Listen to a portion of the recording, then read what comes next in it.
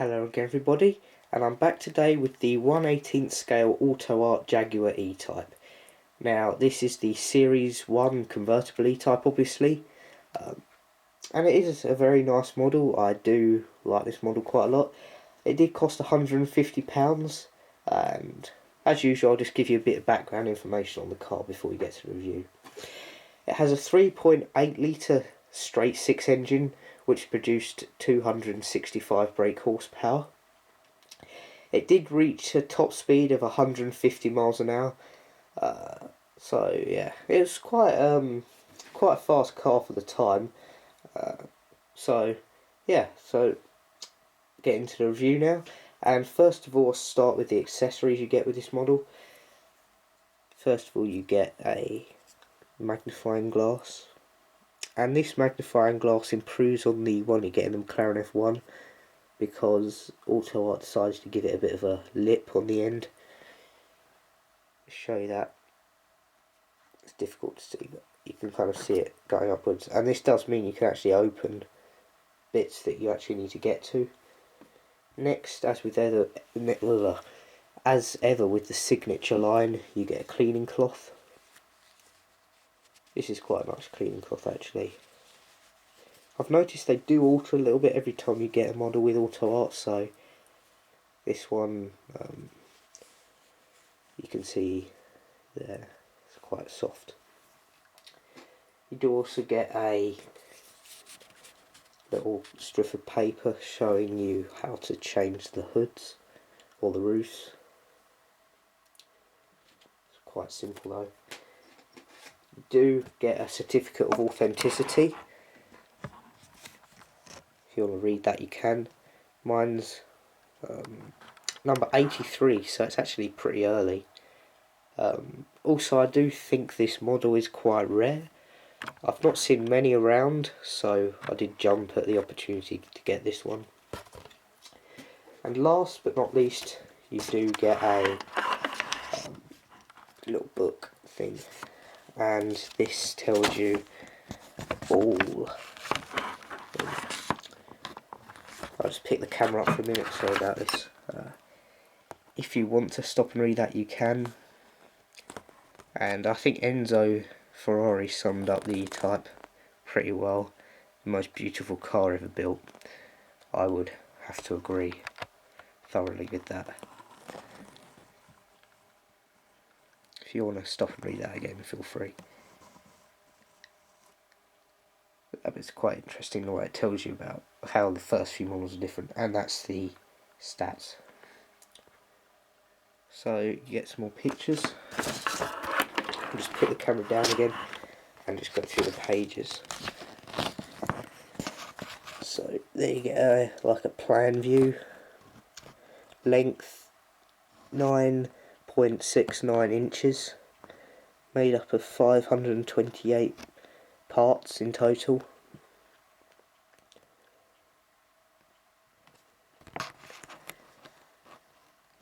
The radiator.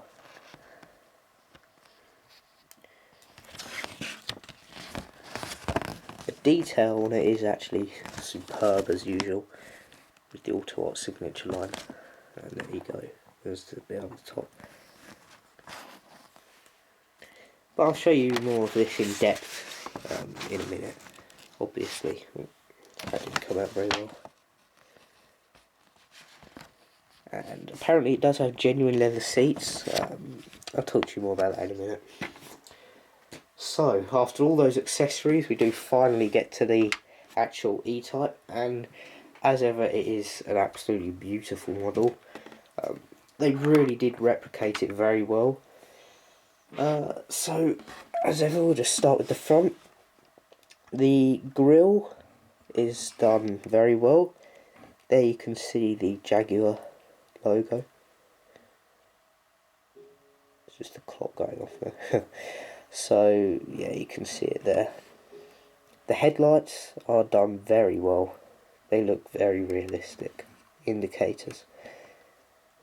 It's come off. That's a shame. Barely even touched it.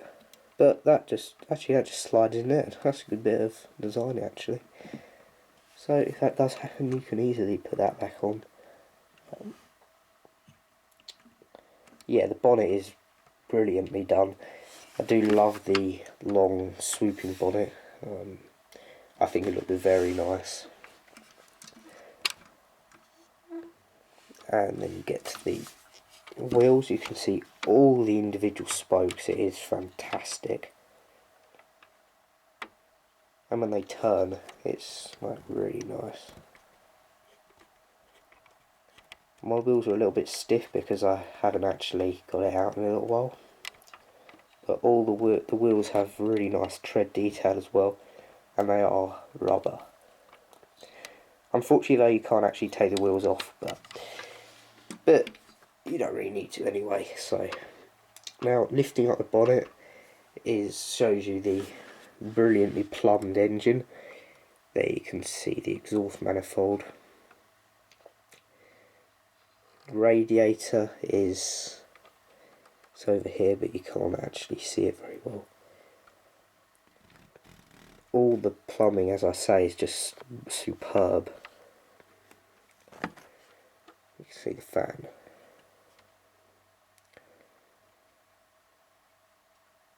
So, and also, just want to show you now, there you can see the suspension.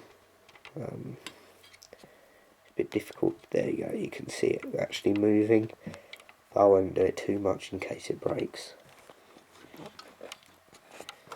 So I'll just show you the other side of it. It is, as I say, it's just such a fantastic amount of detail. So yeah, that's the engine. I do like the way the bonnet opens, and it is actually a pretty large bonnet opening. I mean, as you can see, the entire bonnet just opens, but still very nice. And there you have the heat extractor vents up there. The doors do open, obviously, and you do have the frame there, but I'll show you the interior more when the roof is down. But I just want to show you quickly the inside of the doors because they are well done. The door handles there and the wind down windows. I love this single piece here, it's really nice. And they just close nicely. I'll show you the other side with the door. There you get the single wing mirror, nice chromed handles, and the piece there. There you can see the steering wheel. Yeah, and I believe, yeah, these are I think they're the wash, the windscreen where the wash would come up. I think that's correct. Someone will correct me if I'm wrong. But you do obviously have the 3 windscreen wipers with the split windscreen. It is actually quite a steep windscreen, as you can see there, but it looks fantastic nonetheless. I believe, oh no, it's not really loose, so I won't move it, I won't force it to move, because it's not supposed to move. But I do like the 3 wiper design. I think it looks really good, and you can see just how thin they are. I think they are photo etched pieces, so they are quite thin. And also you've got some more detailing there. I'll just zoom in. There you go. So, getting to the back wheels are very similar to the fronts obviously, but once again they look fantastic nonetheless. You can see all the really nice individual spokes, it's just really nice actually. So that's basically the wheels. At the back you have another photo etched Jaguar, well not another one but a photo etched one there. And that's really nice the way it carries on all the letters. And E-type on the bumper. The lights are done very well. My bumper is a tad loose, as you can see. won't rock it too much because I don't want it to come off. But the lights on the back is just phenomenal. And then you have the very, very well done exhausts. They look so good. And they do ever so slightly move. I would not recommend just like yanking them up and down. I wouldn't really recommend touching them, but they are there and they do carry on all the way underneath the car, which I'll show you soon. Now, a nice point about this is actually Autoart do allow you to open up the fuel filler cap. You can see it there, but obviously it doesn't unscrew because it's a tiny little cap, so you can't actually open it. But you can see the metal hinge in there.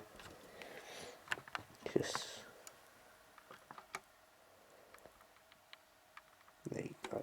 You can see it there.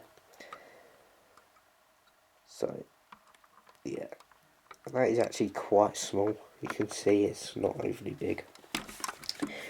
And as ever, the boot opens. Now, the boot is actually a little bit disappointing because you don't actually get any carpet in it. It's actually just plastic, as you can hear. And as this is a 60 sports car, it is very tiny. The hinges up there and the nice detailing of the boot up the top. But as I say, there's not actually a lot in there, so now I will change the roof for you. But before I do, I just want to show you this roof because it does actually look really nice. It's a bit dusty, but not really that much. But you do get all the nice individual kind of sections where you can see it's been designed. The nice windscreen at the back, that's really reflective. That's what, yeah. And you do get some nice chrome bits where the window would be done up. So obviously to take it off, you just lift it off. And there are 3 little pegs. There's one there. And there's 2 at the front. So there's 5 pegs in total which secure this. And underneath they've actually done a little bit of detail. This roof is made of plastic, by the way, so it's not like got any like cloth lining or anything, it's plastic.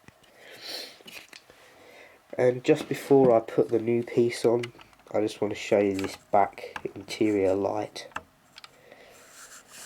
And all of this is carpeted, by the way, so it is really nice.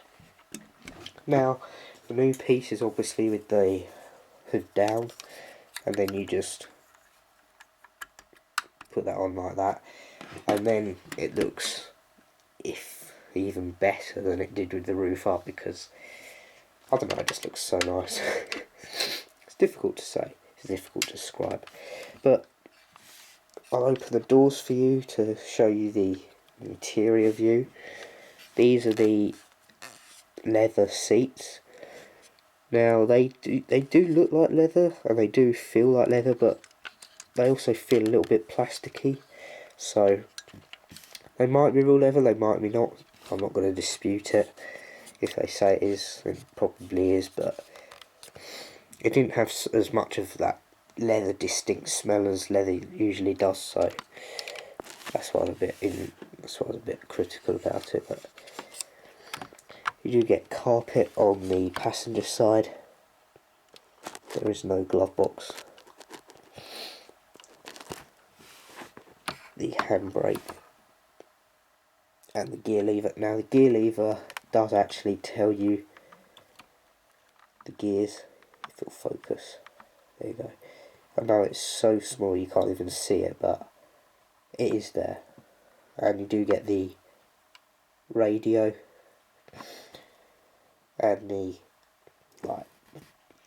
dash, all buttons and switches. And then you do get the really nice steering wheel. Now this does turn with the wheels, as you can see. I'm turning the wheels currently. but the wheels don't. That's full lock on the right side, and then that's full lock on the left side, so it doesn't fully, it's not really properly calibrated, but it doesn't really matter. No, this is not real wood, this is like a plastic, but these are photo etched, these middle parts. Column there, and you do get the speedo and rev counter. They're too small to even read, so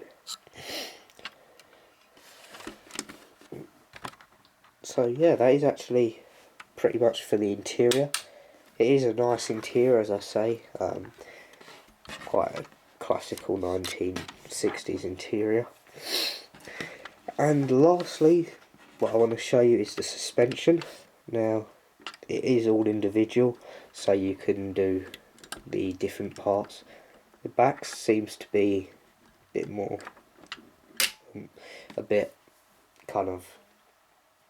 there's more suspension in the back than there is the front, because the front is also quite stiff though, so it's nice that they include that and how it's all individual, but there isn't an awful lot of suspension.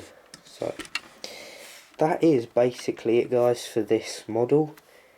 If you were planning on getting this, I would recommend this convertible version over the hardtop, because I personally think that this convertible is nicer than the hardtop. So yeah, I think the hardtop is the same price, but they both are quite rare models to get hold of, so either one is nice.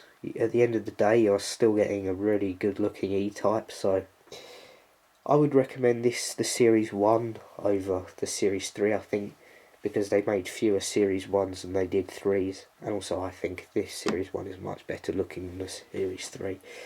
I know a couple of people will disagree, and I will probably hear from their opinion in the comments, but anyway, so yeah, I personally think the Series 1 is much better looking. But that basically sums up this video. I will do the Aston Martin DB5